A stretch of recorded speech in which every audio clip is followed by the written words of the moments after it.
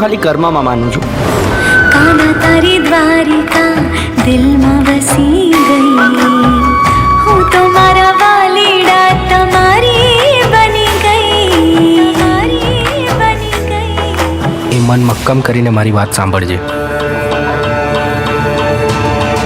દુનિયા કહે કહેવત તારી, ભક્તિને બચાવી લે. તું મને કે તું ભક્તિને કઈ જ નહીં થવા દે. મારી ભાભી જે તમારી ભક્તિ કરે છે એની ભક્તિની લાજ રાખ. એક વાત પૂછું, બટ તમે અચાનક આવ્યા ક્યાંથી? કેમ? તે ભગવાનને યાદ કર્યા હતા ને? તો રામાધણી એના ભક્તોની મદદ કરવા માટે કોઈ પણ સ્વરૂપે પહોંચી જ જાય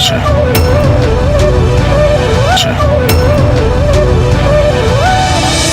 વેલાયા વજો મારા રણો જાનારા.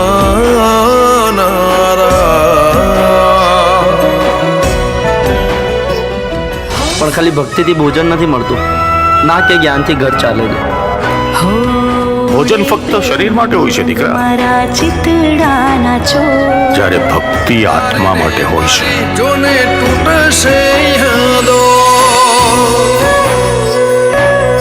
હો હર ઘરમાં આજે ખુશીઓનો શોર. કેમ જશે જિંદગી તારા વિના બોલ. પણ હું તને વચન આપું છું, જો આ દુનિયામાં નહીં રહું તો ફરી એક વાર હું તારા જીવનમાં આવીશ, તારી દીકરી બનીને.